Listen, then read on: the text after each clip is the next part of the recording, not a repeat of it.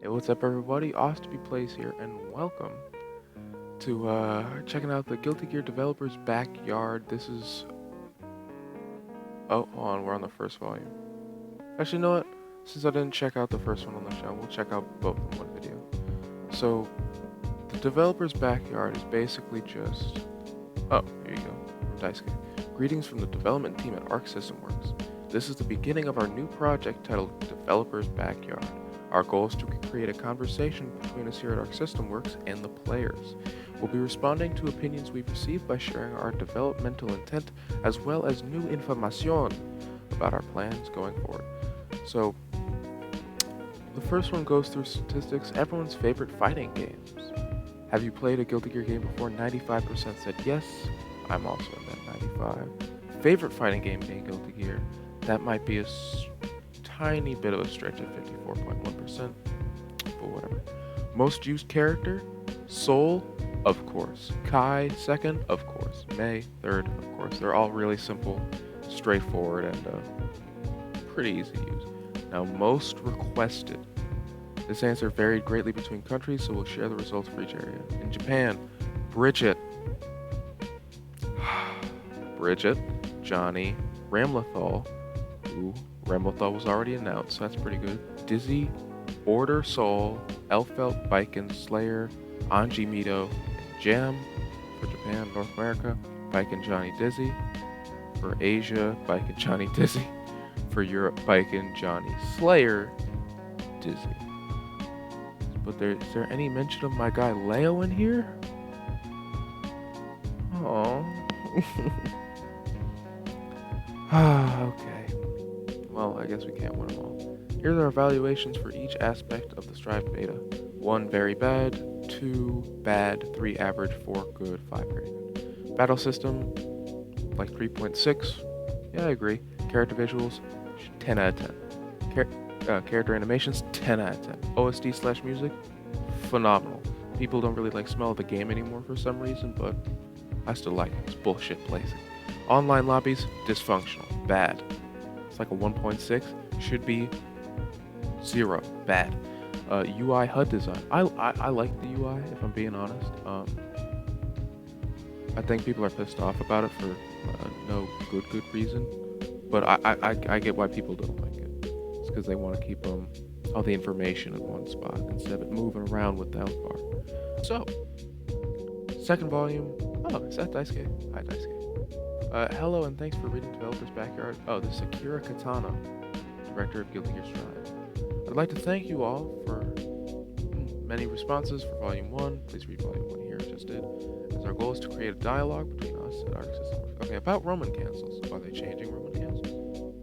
Before we get into answering your questions and comments, I'd like to introduce a crucial system mechanic in this game, the Roman cancel. As the name implies, a Roman cancel allows you to cancel your character's move. Don't get the Roman part. You can use it in many situations to get different benefits as you make your next move, in exchange for using meter. Okay. Effects of Roman cancels. Now let's look at different effects of using Roman cancels depending on the situation. In Guilty Gear Strive, when you activate Roman cancel, a shockwave comes out around your character that slows down the movement of your opponent if they are in range. Judging the distance between you and your opponent is key to mastering the Roman cancels. When activating, as you hit the opponent, the shockwave will cause the opponent to bounce up slowly, making it easy to combo into moves that wouldn't normally connect. So I'm assuming this is an example of that. Example use of Roman.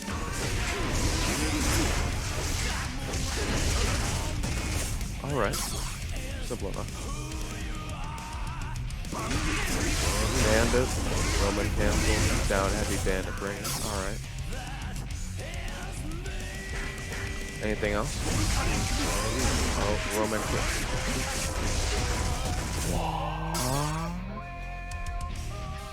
That was a really cool combo.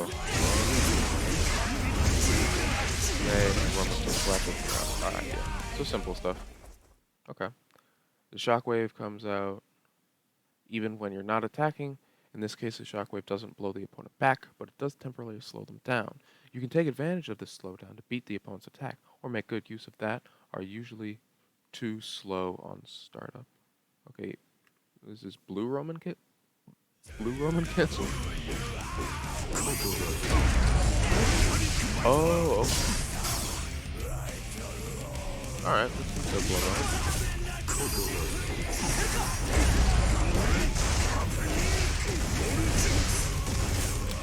Wait. Back up. That was crazy. So Roman cancels in his face as the DP explodes. So he hits him with the meaty. Oh, so he throws the meaty out to try to intercept it. And it has the same effect as a safe jump. So you're completely safe from the DP wake up. When used before an attack hits or as it ends, you can cancel the recovery of the move. This also slows down the opponent if the shockwave touches them. This means you can counter the opponent if you're trying to... What? Huh?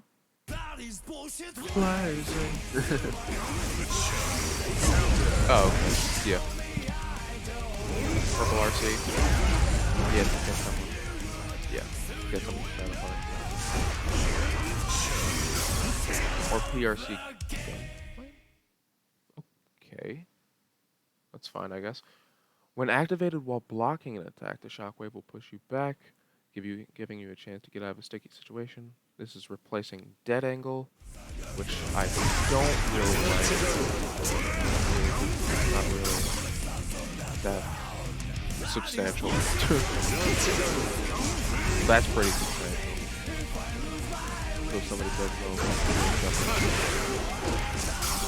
Oh. Okay. Well, still not that great.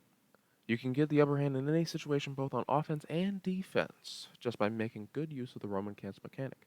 Next, I'd like to introduce some trickier uses of the mechanic for those who are veterans to the series or fighting games as a whole. Oh, they added new uses? Did they add new uses, or were these things that people just didn't discover? The slowdown from Roman cancels lasts until the clock shown above the character's head disappears. Because the slowdown continues even after landing your attack, you can use this to launch a strong offense. Also, if you input the motion for a dash just before the Roman cancel activates, you'll move swiftly in that direction during the Roman cancel. Okay, so... I'm pretty sure this was available in the beta. Wow. That looks jacked up.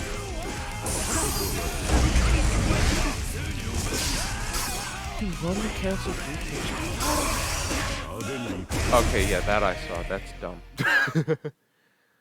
Gunflame advancing Roman cancel. Catch him slipping. Also, a Roman cancel itself can be canceled. So you can cancel a Roman cancel? Okay. Can't you see?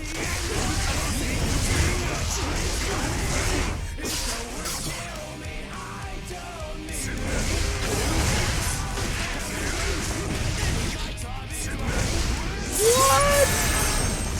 Oh, sorry.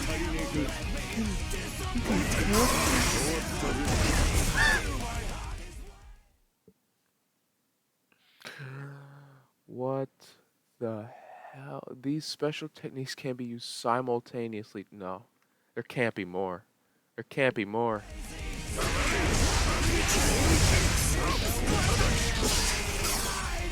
Bruh.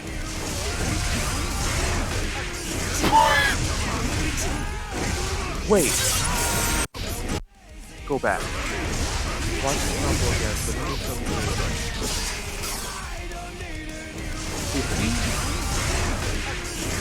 What? So... I'll go back one more time. I did it again! Okay, so... I think what he's doing there... I think what he's doing there is that he's doing the directional Roman cancel and then canceling another special, and he keeps the momentum and flies forward so he can convert for whatever the hell he wants. Like that. And he just fake them like a double motion. So like big combos are gonna completely hinge on how you use your meter. That is awesome, dude. That's sick. I need more gear I believe that the UI moving as the health bar decreases is connected with the idea of decreasing the eye movement required to check each gauge you mentioned last time. What is the idea behind this? Our goal was to make it so that the player could check their health bar and burst gauge in a simple glance, which they accomplished, even though the things that they're checking have been made smaller to compensate, and it's kind of annoying. As a result, however, the player could no longer look at a fixed place on the screen to check their gauge, meaning they had to search for it. Which, not really, because with the portrait being big, you could see it in the corner of your eye, so you didn't have to go far. We've heard your feedback and reconsidered our own thinking, so we are planning to change the UI's movement. Okay. But change the UI's movement, so it's still going to move. Question 2. In the previous interview, you mentioned that you want to create a greater degree of freedom in combos than the previous games. However, in the closed beta test, using the same move multiple times in a combo, Bandit Bringer, for example, 4 Bandit Bringers in one combo, yes, was extremely simple and powerful. So it seemed like everyone was using the same combos. I apologize if this impression is incorrect. I feel this is a departure from your intent. How do you intend to correct this? That is absolutely a perfect example, because there was no point to experiment because all the good combos were just using things like Bandit Bringer 4 times, or using Fafnir 4 times, or using like 9 Dolphins in one combo as May. So there really was no big reason to experiment, because simple, easy things got the job done. And there was no point in experimenting other than just trying to look cool. Mr. Katana. By itself, the existence of combos including the same move more than once isn't against our development intent. We really wanted to remove the concept that, for example, move A only combos in a move B, which they have, for the most part, done. However, in the beta test, there was almost no advantage to using complicated combos instead of simple, easier combos. One flaw we discovered in the test, that was only one combo route left an impression, and there wasn't enough to inspire players to experiment. 100% true. 9 Dolphins, 4 Bandits, 4 Fafnirs in one combo. Ridiculous. As far as how we fix this, I apologize, but I can't give a generalized answer. We are continually making adjustments to many elements of the game, such as damage, proration, attack properties, meter, the impact of previous moves, as well as mechanics new to the series. Yeah, that's 100% fair. They can't put any generalized statement on combos and how that, because it's probably going to be the hardest thing to do before the game comes out, is adjusting everything properly so that there's room for people who want to experiment and they're rewarded for it, but still keeping some of their design intent in mind, which is to make the game more noob-friendly. I have a question for Mr. Ishiwatari as the character designer. I'd like to know your intentions behind the redesigns in this game. I'd also like to know if there's a theme behind the designs of Guilty Gear Strive. I have a question for Mr. Ishiwatari as the composer. I'd like to know why there are so many vocal character themes in this game. Also, are the lyrics to the characters' themes based on the characters' feelings and perspectives? Okay. I said this last time as well, but our intent first and foremost in making this game is to create something entirely new, rather than a continuation of previous games. This includes our direction with the music and designs as well. The reasons for changing the character designs is that it makes it clear at a single glance that this is a new series within the Guilty Gear franchise, and that's completely fair. Soul went from having absolutely no hips to having reasonable body proportions. It's a pretty good change. And I think he lowered the amount of belts on his body, but I'm not sure. Introducing vocals to the BGM is for the same reason, to make it completely new. For me, that doesn't mean just writing new songs, but rather taking on a challenge that could create a new era for the series. The lyrics reflect the characters' perspectives and backgrounds. Fight like a tiger, walk through the park, play the hero till I die. Yeah, that's pretty chip. Wants to be president. He's gonna fight like a tiger because he's gonna maul your ass with his new Alpha Blade. I'm curious about these new interactions of GG characters and their moves. While some characters like Soul and Potemkin have movesets very similar to their previous incarnations, some characters like Chip, Axel, and May, mostly Chip, because Chip doesn't have to teleport anymore, have lost iconic tools and have been very much redefined as characters. Respectively, I'm talking about the loss of Chip's teleport, the loss of Axel's defensive specials like Benten, Parry, and Rye, and the loss of May's ability to set up Mr. Dolphin to attack later. How are you striving, pun completely intended, to find a balance between something totally new and something recognizable in regards to character playstyles? Furthermore, can you offer insight as to why those moves and others had to be removed?